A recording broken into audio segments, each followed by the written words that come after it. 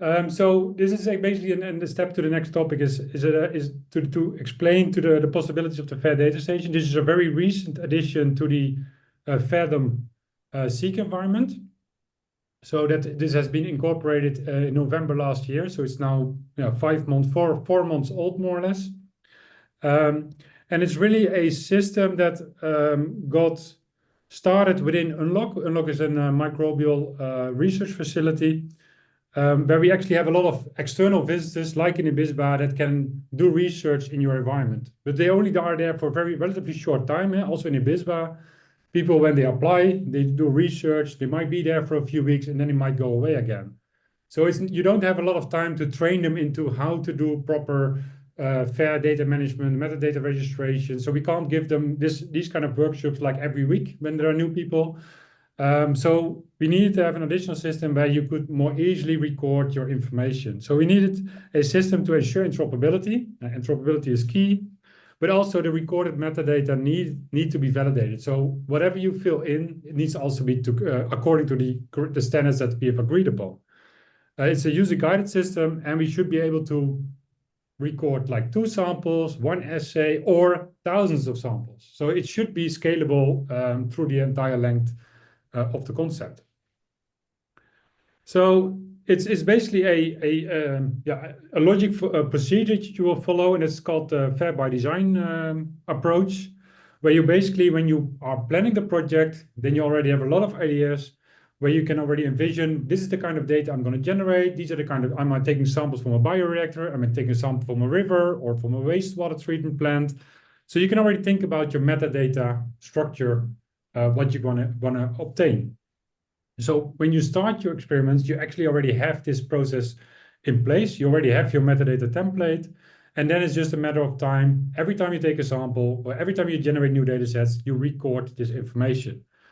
Well, every time you record information, people can make mistakes. And we are, of course, also looking into these large language models that exist nowadays, but they are not unviable yet. So we need to have these inconsistency checks. Whatever is recorded, did we agree upon that?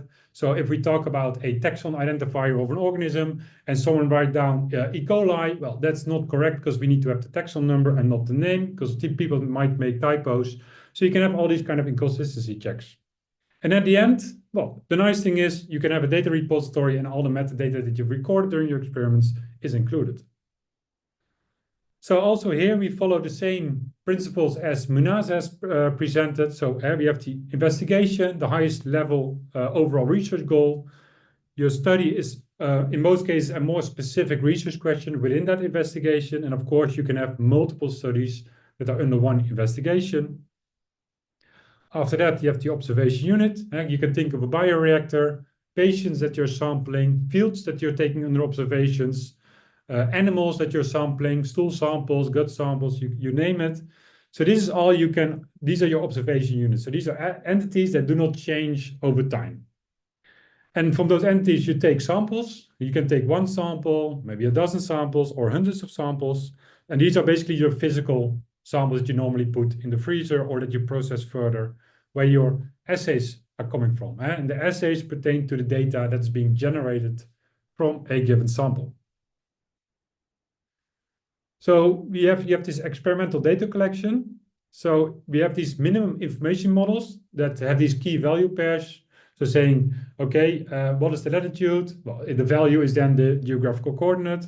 What is the longitude? What is the altitude? Is it 5 meters above that position? Or what is the temperature when you took the sample? When did you take the sample? So this is all to make it semantically interoperable. So meaning that people can read it very easily, but also that machines can process this information very nicely. And these these attribute value pairs, they are automatically checked for these formatting errors. So once you've registered some information, you can upload it, and then it will check, whatever you fill in, did you do that correctly? So we turn this into a relatively straightforward web application that you can visit. It's at fairbydesign.nl. And there are quite a lot of features available. We will focus on how to register, create a template, and how to record it, validate it, and then register this into the IBISBA Knowledge Hub, or at least in the sandbox version of that. So at the high level metadata, I will show you a live demo, so I'll go a little bit quick through here, is we need some basic information about, okay, we need an identifier, something you could set up internally. You might have internal identifier for your investigation so that you can then register a title and a description about this particular investigation. Within the instance that we currently have set up is that, of course, we find that the GDPR requirement is quite important. So we have a checkbox in there that makes sure that you are aware of this knowledge and that you are working accordingly. And then, of course, it's kind of important that we know who is involved in this investigation. Then you can then go into more detail and further information. So when you actually do the experimental part, there is where the observation unit, the sample, and the assay go in. But then you can imagine you can have one observation unit, or you can have 10, or you can have 100. So in that sense, web interfaces do not scale well. So in that sense, we actually provide you with an overview of there are different packages available. At observation unit, we only have a few packages, a default package, information about persons, information about pigs, and the MyAPI standard Minaz also mentioned that's available in Seek. So you can select one of these packages. Most people will use the default package because that is very generic and very broad that you can use for registering your information. But if you go, for example, to sample level, there's actually already a lot of study done on this level at, okay, if I take a sample from the air, well, there's a package for that. If you take a sample from the human gut, again, there's a package for that. And they have slightly different requirements than if you take a sample from the air. Because in the air, you might need an altitude, because how high above ground did you take a sample? Well, if you take a human gut sample, this is not very relevant. If you take a sediment sample, again, different. If you take a soil sample, you can think of, well, how deep did you take the sample? Is that the surface of the soil, or if it's 1 meter below ground or 5 centimeters? So this is all the information that you might need. And so there are different packages you can scroll to. And of course, there's a default package available if you have to, if you are selecting, if you're working on a concept that's not covered in this instance. And also for the assays, the data that's being generated, we have a whole list of topics. They're mostly geared towards omics, but also here we can go beyond those packages as well. So what you actually get out of this template configurator is an Excel file. And why Excel? Is that because everybody understands it. Everybody can work with Excel. You need very minimum amount of training to be able to be efficient in using Excel. And it already generates whatever you filled in through the web interface on the investigation and study, because there you have some boxes that you can type your information in. So of course, that's already put into the Excel file. And then you have additional sheets with different kind of packages that you could have used. And in there, you then, as a researcher, when you start taking samples, you can record this information. So here, there's a sample identifier, SF1023. There's a small description. There's a name. Then here you have the NCBI taxonomy ID. As you can see, it's a numerical number. There's a scientific name. And then there's a lot of more information that can be captured in that way. And I will show you during the live demo. Also here, validating the metadata is pretty important. So you can upload this Excel file, and then we'll go through all the sheets to check if everything that's being recorded is according to the standards that were set up into the validation station. Of course, if you install it locally, you can change the requirements yourself, and then it adheres to different requirements. So as you can see here, all the terms have a syntax in place. So for example, here, a observation unit identifier is an ID. So that means it has numbers, letters, a minus symbol, and it needs to be between 5 and 25 characters. Date of birth is a complex date formatting regular expression. But for example, gender only has a few words you can pick from. So if you will type in female with a capital F, no, that's not allowed, because that's a difference. So these are the standards that then have to be adhered to. So when you then validate it, well, most of the times it will not go okay, because people tend to miss a concept, so that therefore this validation is in place. So for example, here it says the value 5 of the biosafety level in the sample sheet, which is obligatory, does not match the pattern 1, 2, 3, 4, or unknown. So it's very likely that someone in Excel just had a few samples, dragged it down, and then it starts incrementing 1, 2, 3, 4, 5, 6.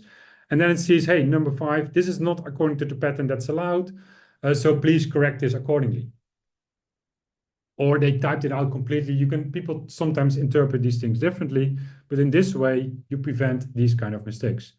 And also our data steward that we have is very happy with this, because these are kind of mistakes that the researcher themselves can easily solve and understand, which also increases the quality when you publish your data. An additional feature is, after validation, you of course have your validated Excel file that you can always work with, because a lot of people are comfortable with that. But it will also export a RDF file, which is actually a machine-readable database file. And this file contains all the information in a graph structure that you can, if you know the language, you can query and process. Well, actually, the Fair Data State, or the FAIRDom Hub knows this language, and they can actually use this information to automatically populate their instance. But you can also use it to query. Give me all samples where the date of birth was in 2017, had a certain sire or a certain alias, so you can very quickly mine through your metadata to get particular samples that have a particular context.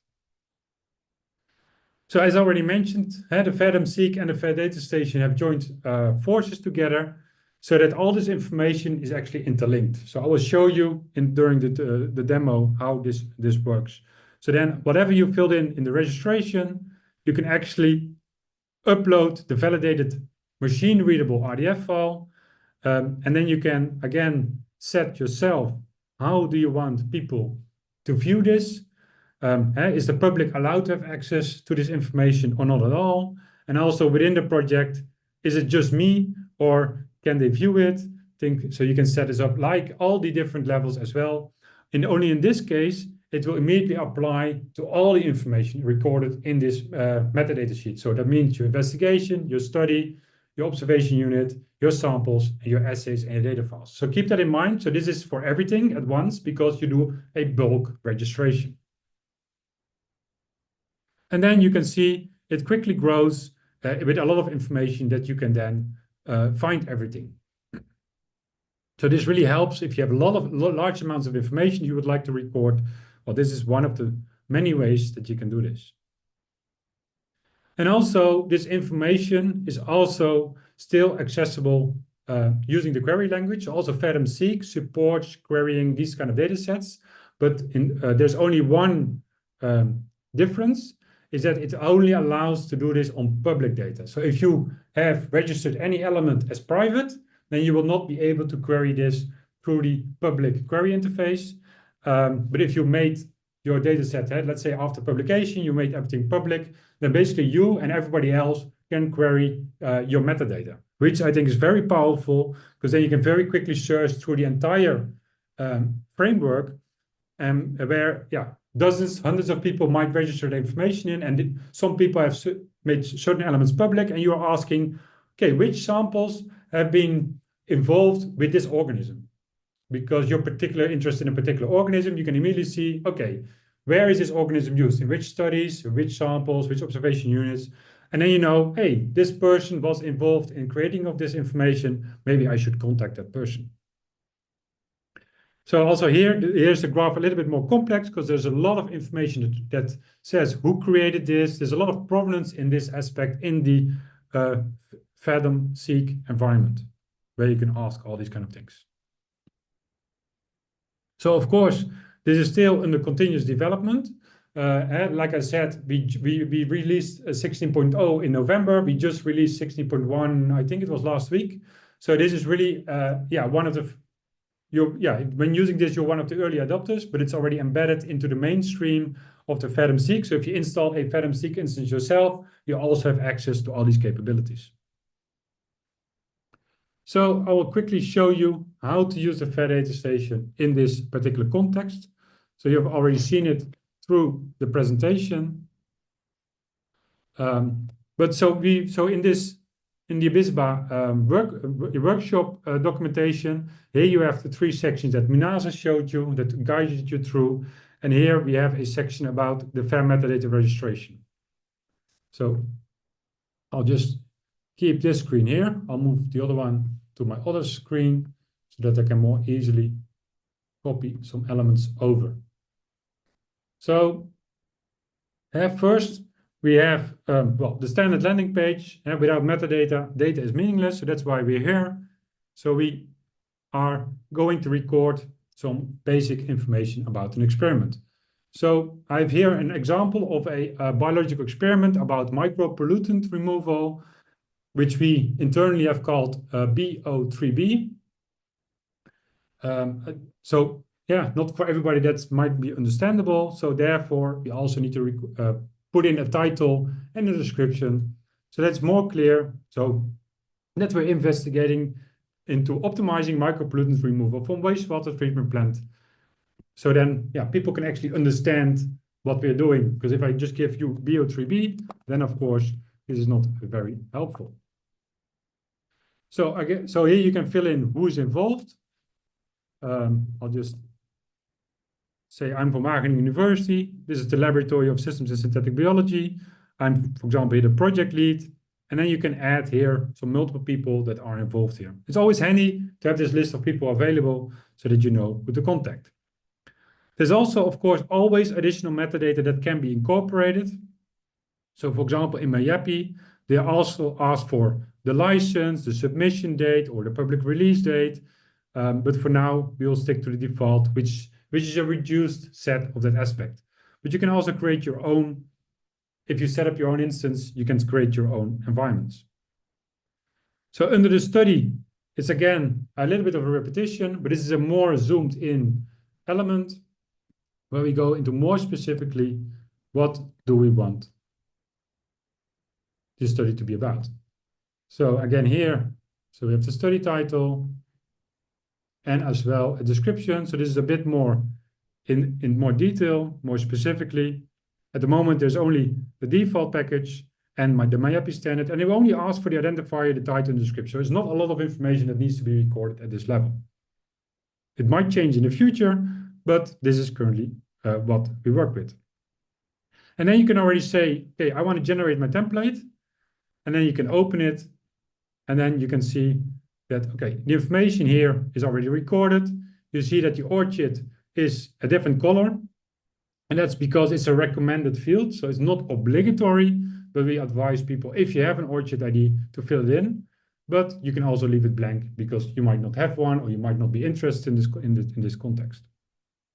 And then the study is recorded here as well. And then there's a link to the investigation identifier because you can have multiple investigations, multiple studies. You can have multiple hierarchical levels in here as well.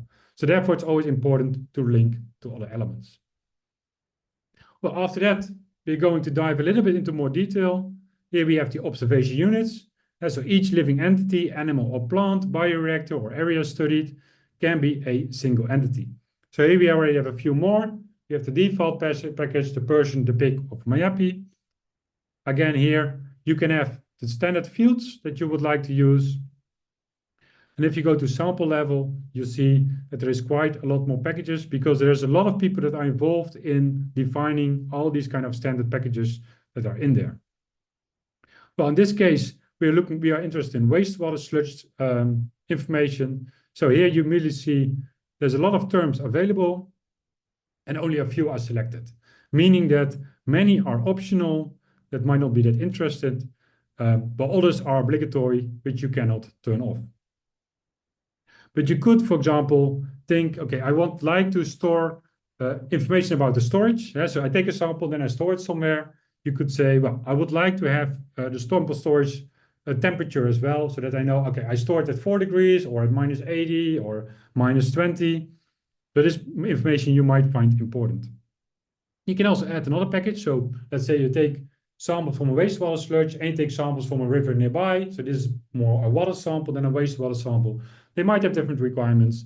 So you can add another package as well. And then you might think about, okay, what kind of data am I going to generate? We see a lot in microbial research when they work with metagenomics or microbial communities that they work with Amplicon. So you can also check one of those packages And then you also have here additional information about the identifier, a description, what's the protocol that was used.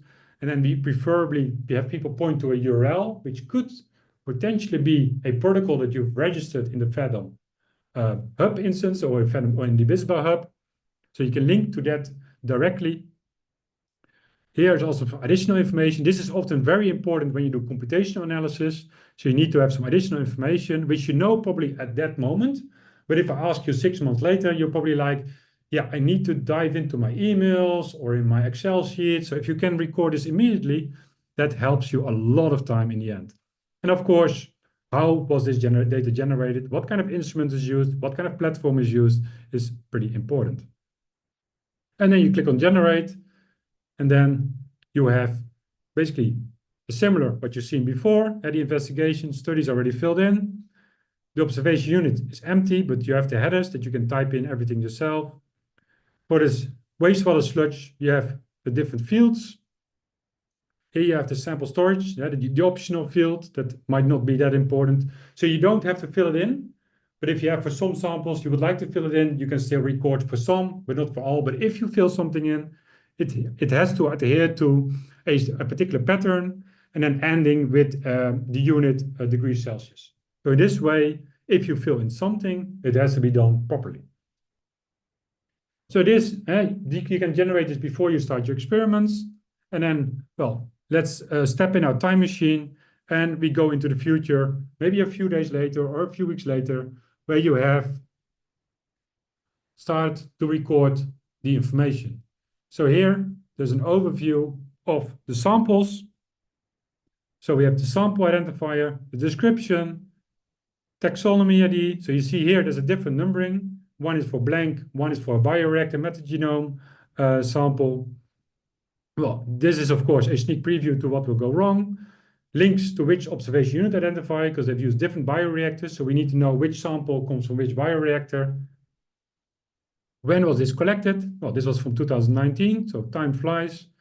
Here you have some information about the latitude, longitude, the environment that this came from, how much was sampled, so that you know, hey, I took 10 grams or I took 50 ml, depending on how you measure it, your collection temperature. So here you can do a lot of information, but there could be terms in there that you might not have standardized before. So for example, we do not have a solid liquid term or a reactor term, but you personally find this very important information to be recorded. So you can always add that information next to it. And the system will still take this into account. It will still convert it to a machine readable format.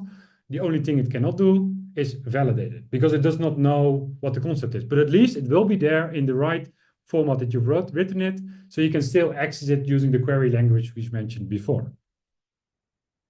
So then we can upload the file, and as predicted, you'll see that there's an issue with the value 5 in biosafety level. Well, because if we go to the biosafety level, we actually see that Excel magic happened. So we need to correct for that. And if you then upload the file again, then you see everything is fine. It analyzed everything. It's stored, appeared to be successful, and then you can download the file. So this is then a machine readable format.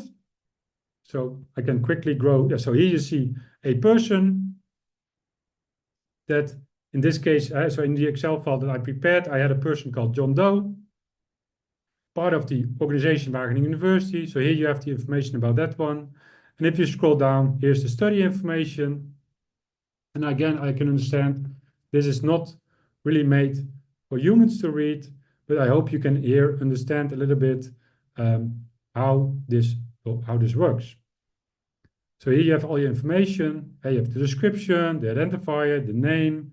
So this was a wastewater sludge sample, blank sample. So here you have all this information in there. And this you can then actually ask questions to. So if we then go to the IBISBA workshop, so here you again have here the nice landing page that you can work in. If you then you have your own project, like as Minaza has shown. So you can work in there, you can create your own project, and then you can have here, you have an action, and that says now import from the fair data station. And then here it asks for the turtle metadata file, which is this RDF file. And then you can upload that to it. And then here you can set the access permissions for all the levels that will be synchronized in this way. So you have to be careful. If you make it public, it's fine. I hope people like to make things public by default, because I think that's a very good practice, at least in research field. I can understand if you're from a company, this might not be what you would like to have, then you can change it to no access. And once you click submit, it takes currently about 1 minute to go through all the metadata that you've recorded, put it into the system, create all the levels. But still, I think this might be faster if you have a lot of assays, a lot of samples of a lot of observation units by clicking one by one or do the separate bulk imports. So there are different ways of working with these kind of things. So when you click submit, a minute later, you'll end up at the landing page. And if you then go to the related items, you can actually immediately see that it actually did something. So we have here one investigation, the synergies between biological and ozonation and process for micropollutant removal. Contains one study, optimizing conditions using bioreactors. So as you can see, there is no grammar speller checker in there, which might be interesting to implement in the future. There are 17 assays that are linked to all kinds of different elements. There are 42 data files in this particular case. Why so many? In that case, that's because if you look at the assays, we actually is mentioning here, this is a sequencing data set. So we have here demultiplex forward files, we have demultiplex reverse files, but also we have here the library files that were used. So there's actually 4 files per assay. So this, as you can imagine, that adds up. So we have here the samples, so there are 14 samples, and then the observation units. And we can just go to one of those elements and then actually see immediately the hierarchical structure. But what I actually would like to point out to you is the extended metadata that's now being incorporated into this environment. So you actually have all the information that you recorded in the Excel file is being synchronized. So you now have this information here at hand as well. So 6 months from now, when you go back to this study, you actually know, oh yeah, this was the primary sequence I used. Oh yeah, we used an Illumina Novasec 6000 to generate this data set.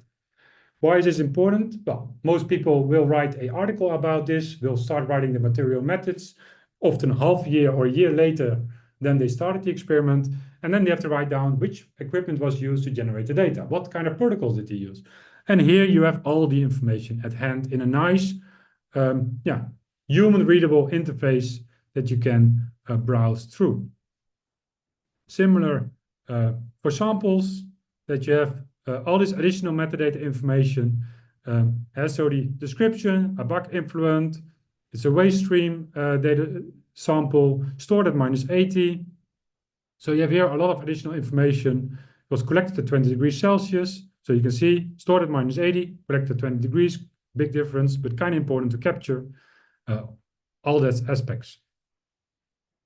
So this is then how it looks like in that aspect. Now I would like to show you one more thing, and then we will slowly close this workshop. I have a few more slides. Is that the information that we recorded, it contains a lot of information. It's all done in bulk. And then if you make the information public, you can actually query the information.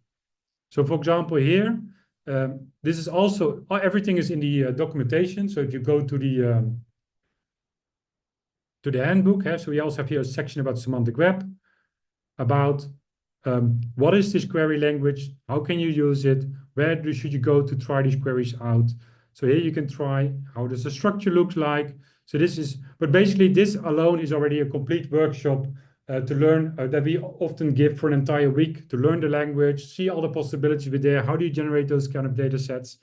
But I just want to give you a sneak preview. So there's an information, overview that we built.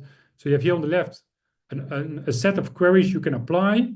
And then this is the Sandbox 10 interface where you can query against.